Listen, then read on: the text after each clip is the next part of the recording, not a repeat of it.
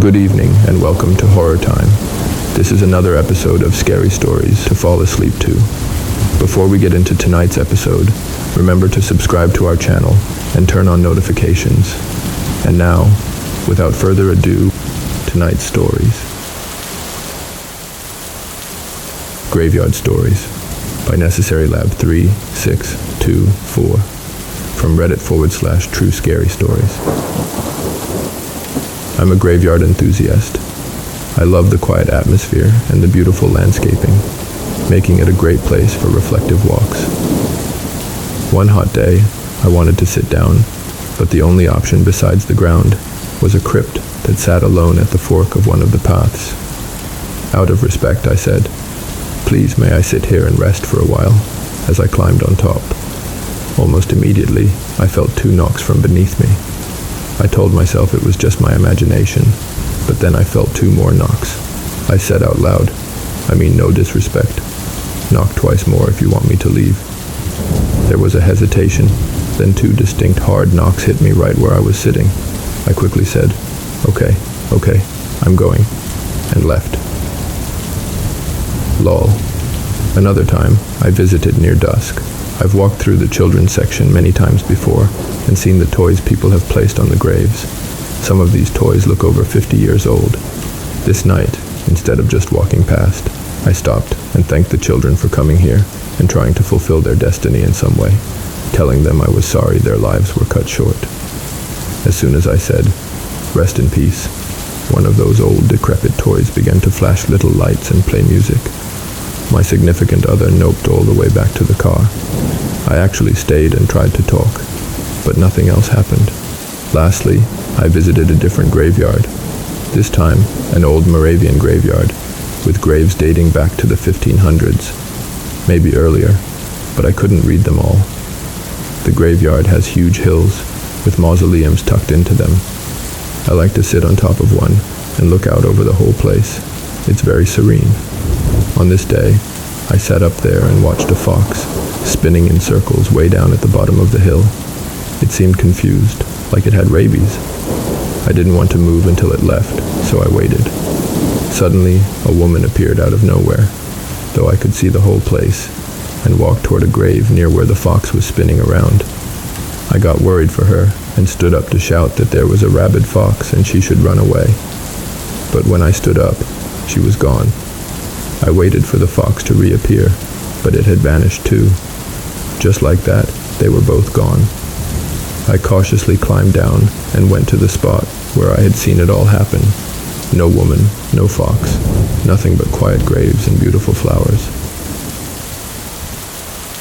Killer Encounter by No Entertainment 486 from Reddit/True Scary Stories. I grew up in a small town in Australia. My twin brother and I would often ride our bikes around the neighborhood in the late 2000s and early 2010s. There was one house we'd pass that always made us feel uneasy. A strange and unsettling man would sit on a camping chair, drinking by the side of the road outside his house, which was surrounded by overgrown, unkempt grass. We didn't think much of it at the time, but we always felt a sense of dread whenever we rode past. Several years later, in 2017, there was a news article about a fight between 2 men that ended with one being stabbed to death. The mugshot that appeared on the news was of the same man we had always found creepy. The incident happened in that same house we'd frequently passed, just a block or 2 away from where I lived. It may not seem like much, but it still makes my skin crawl, knowing I came face to face with that deranged person on multiple occasions, and that I lived only a short walk away. I still live in the same area, and haven't heard anything more about it.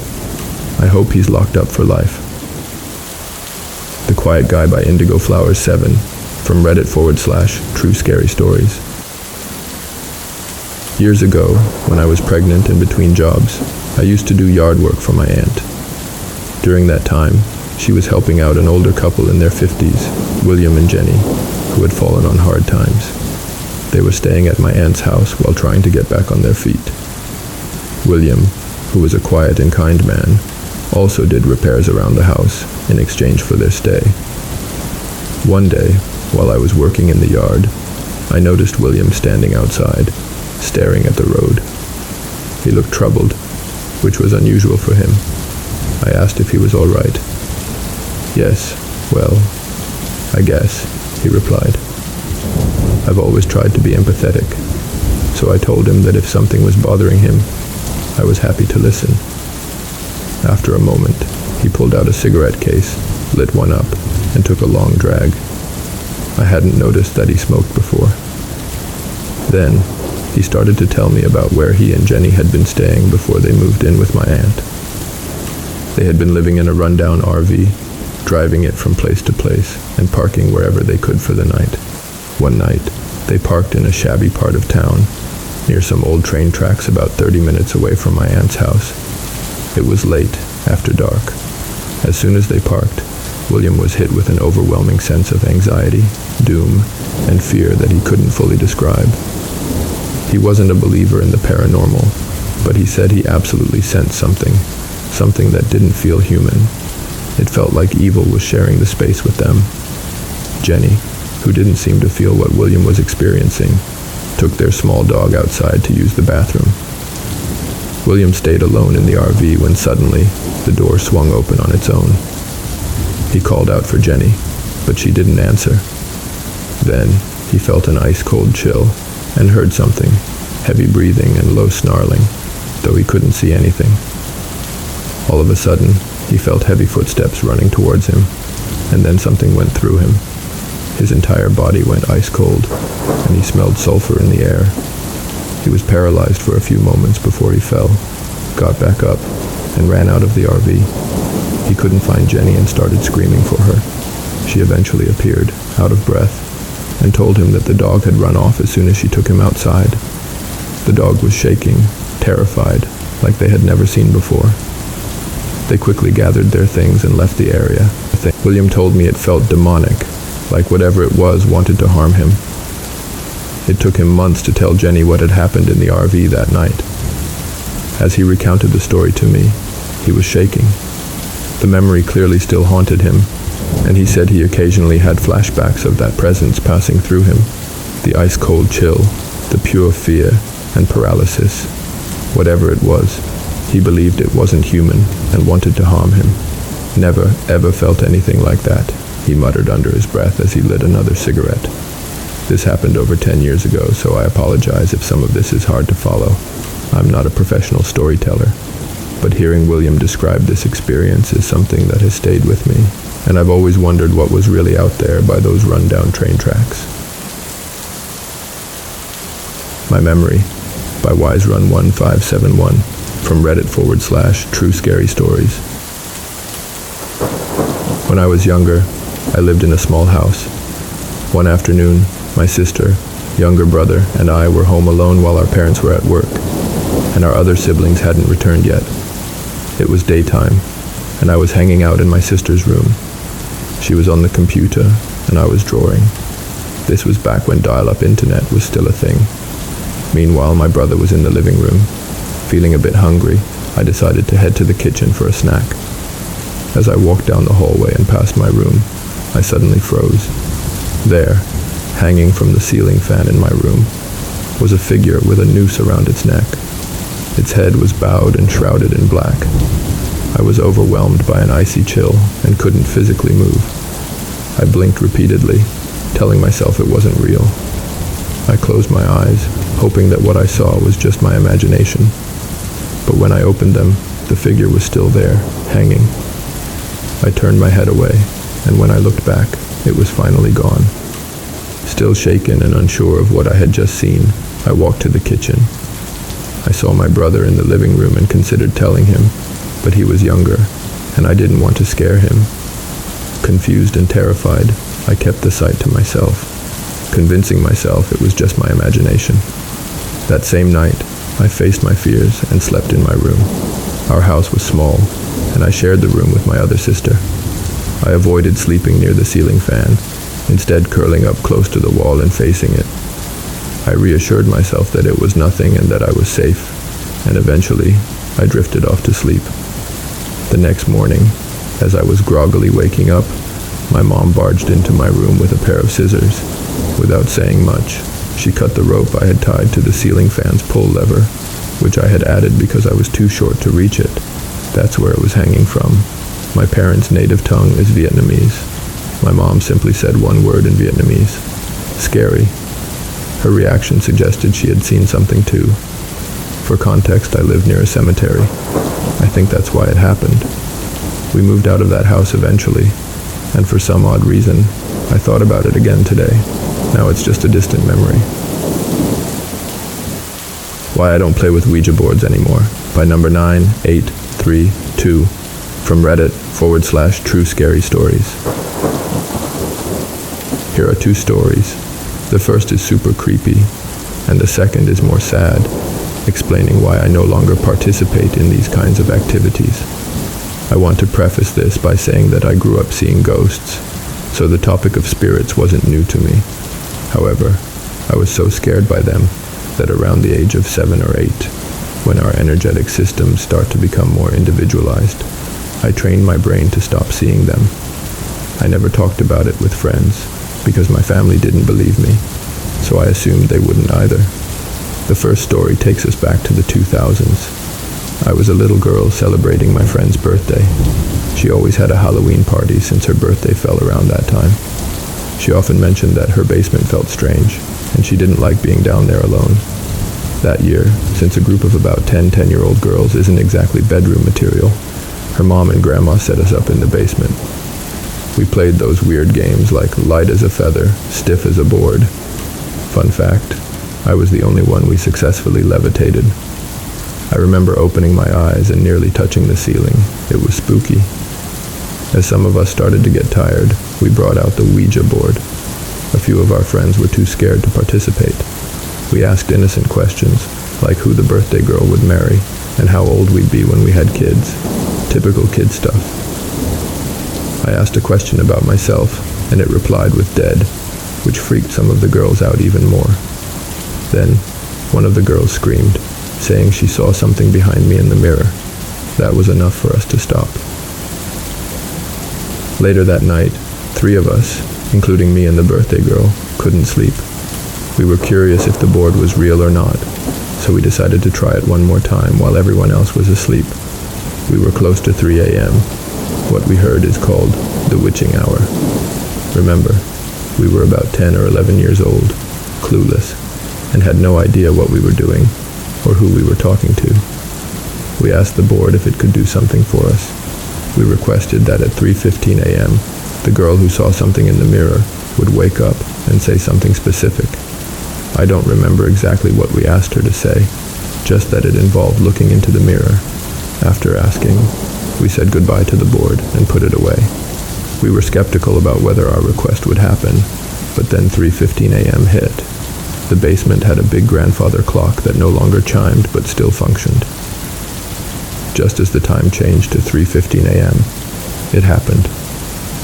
The girl shot straight up from her blankets, looked at the mirror with her eyes closed, whispered what we had asked her to say, and then fell back onto her pillow as if nothing had happened. The 3 of us just stared at each other, frozen. None of the other girls stirred or even moved. We were so freaked out that we didn't sleep until the sun came up, which in October in the Midwest is pretty late. We got maybe 3 hours of sleep that night. This was my first ever Ouija board experience, and it changed how I viewed spirits forever. I still think about it and feel guilty that I essentially asked for one of my friends to be possessed. Needless to say, don't ever do that. The second story takes place nearly a decade after the first. I was a senior in high school, and one of my cheer teammates invited the whole team over to celebrate her birthday. I didn't know it, but she had a Ouija board. When she brought it out, I immediately said it wasn't a good idea. Her grandmother had just passed away, and she was really torn up about it. I was adamant that we didn't know if we'd be talking to her grandma or not, but she promised she'd only try it twice and then put it away. By this time, I knew a lot more than I did during my first experience. I told her she must say goodbye each time the girls rotated and had them put salt around the board to keep whatever they were talking to inside the board so no one would or could get possessed. They tried it at least 4 times with different girls each time, but the planchette didn't move once.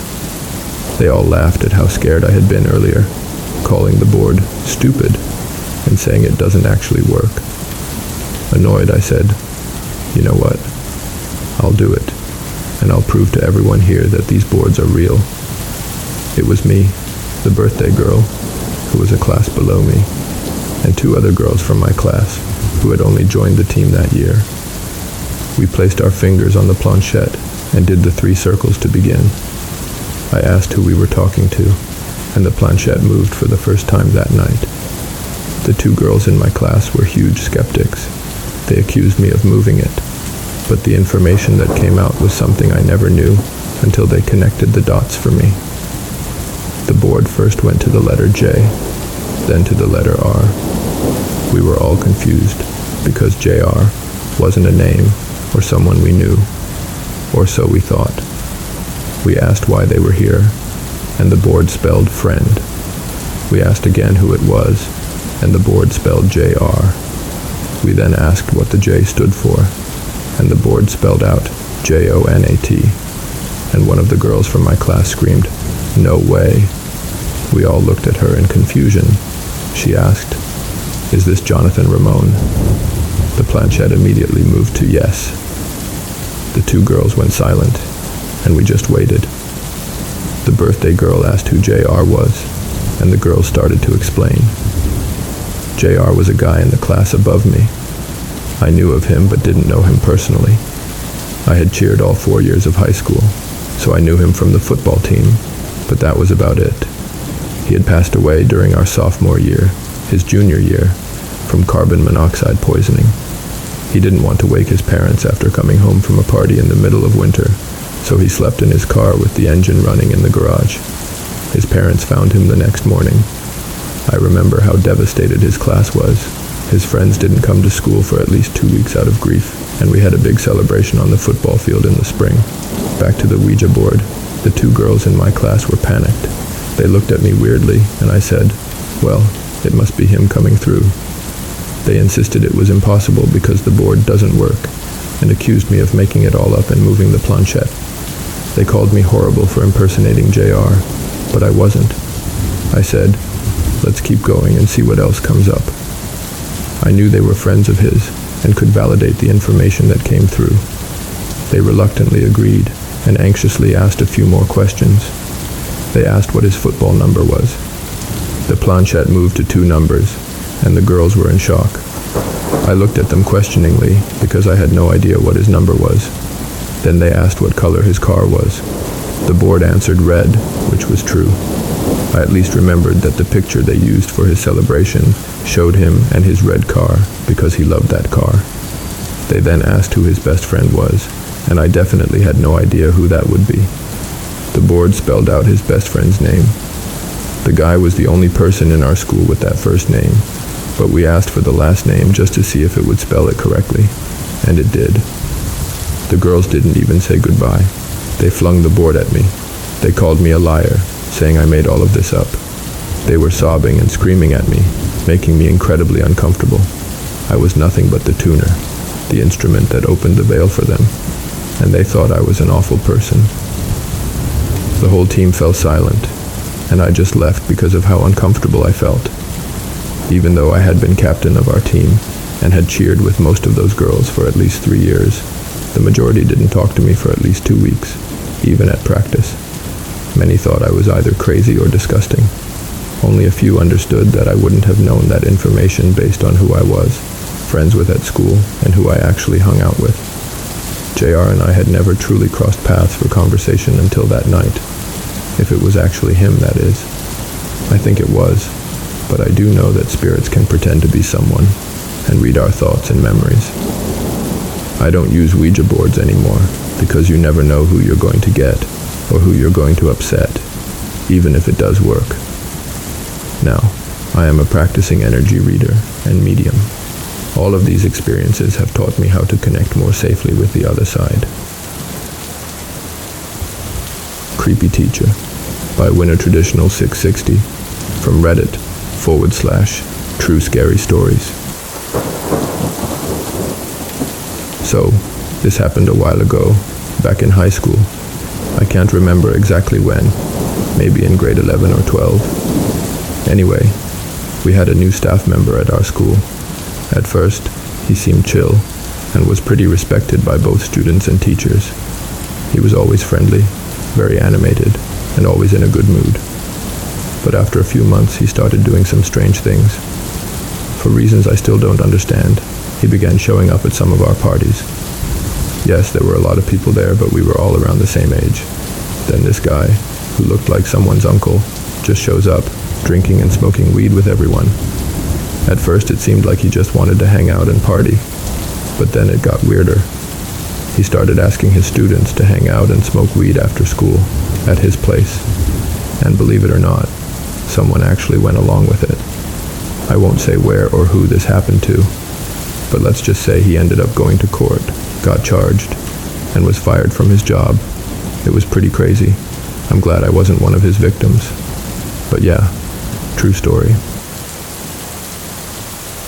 The party that my grandparents attended by Demasta Plays, from Reddit/True Scary Stories.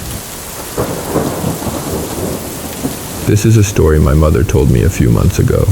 It's about my grandparents and an encounter they had at a party. Also attending the party was a man who was later discovered to be a murderer.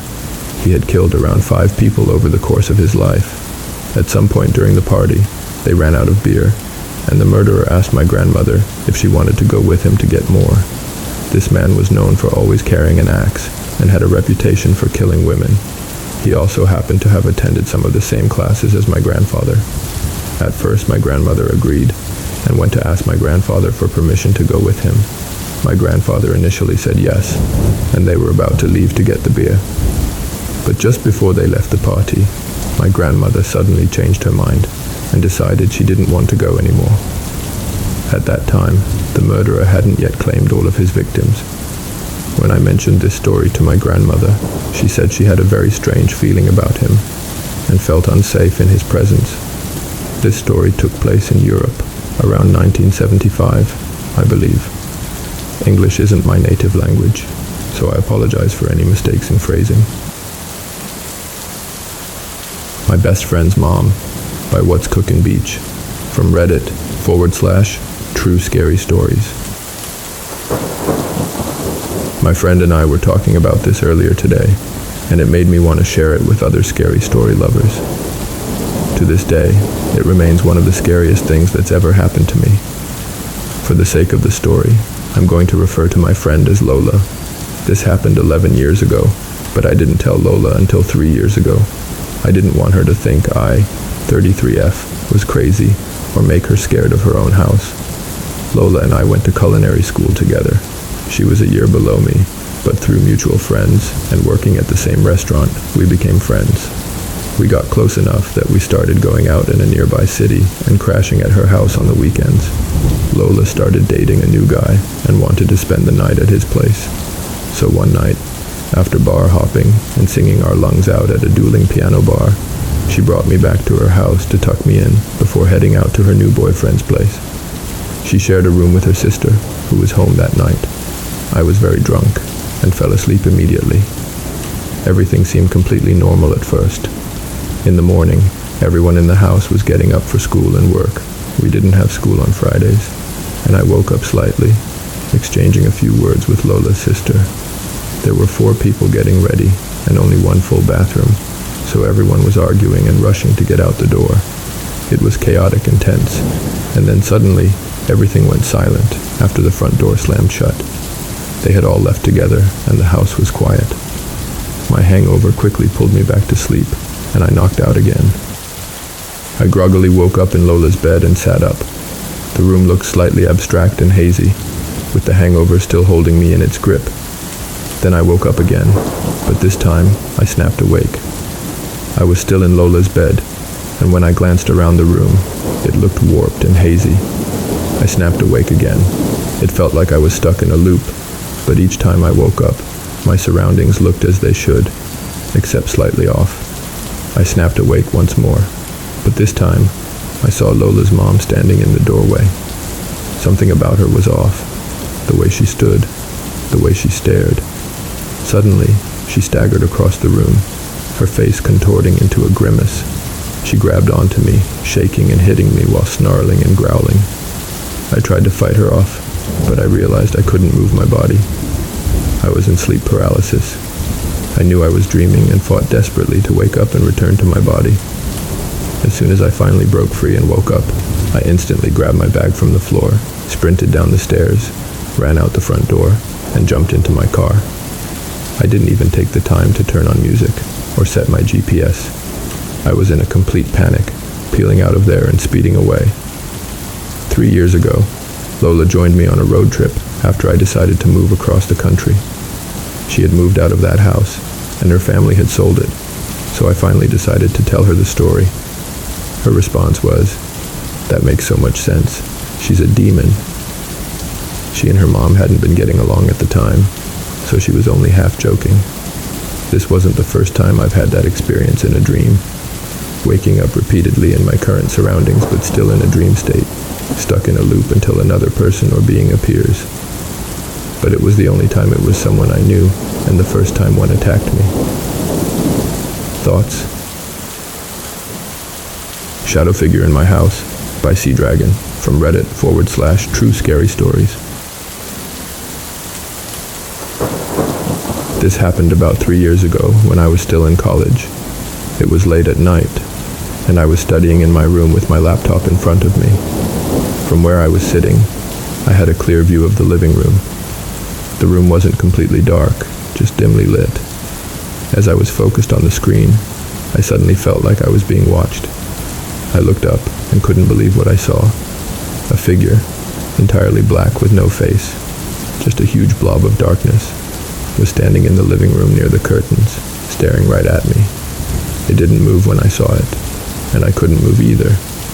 There was a brief moment where we just stared at each other, and then suddenly, it vanished.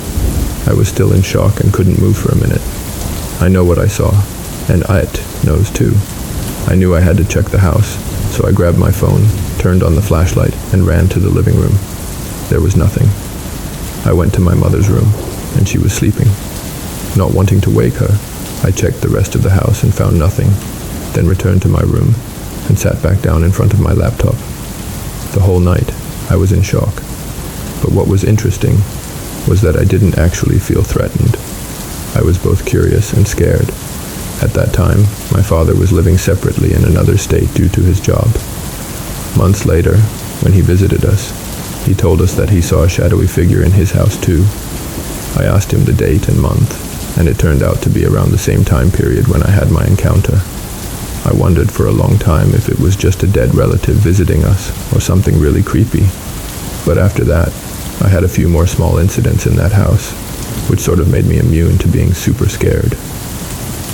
P.S. I'm not a native English speaker, so please forgive any grammatical mistakes. I Think Something is Haunting My Home by Skara Miawi from Reddit/True Scary Stories. A few weeks ago, my dad left home to work in Mindanao. I was excited because he was going to bring back gifts like food and toys. A week or two later, maybe in the afternoon, I heard a familiar voice. It was my dad, and my mom was talking to him. I sighed and focused on my iPad. A few minutes later, my dad knocked on my door. When I opened it, there he was, wearing a gray shirt. I mentioned the shirt because it's important later. We hugged and talked for a bit, though I don't remember much of the conversation. I do recall him saying, "Tomorrow I'll show you something." He was acting kind of strange, but he's always been a bit quirky, so I didn't think much of it. After that, I went to bed. A few hours later, I woke up in the middle of the night. Feeling a bit dizzy, I went to get a glass of water. I noticed only my mom was in their bedroom, so I asked, "Ma, where's Dad? Did he leave?" "What? Your dad is still in Davao," she replied. I was completely shocked. If my dad was still in Davao, then who the hell did I hug? I explained to my mom what happened, telling her that I literally heard her talking to him, but she denied it. The next morning, I mentioned going to the mall. My mom wasn't feeling well, so she said I could go to SM when my dad got back. That's when the memory of the previous night hit me. I told her what happened again, and she was just as shocked as I was. She called my dad to explain what I'd told her. I started freaking out when he said he had been wearing a gray shirt the day before.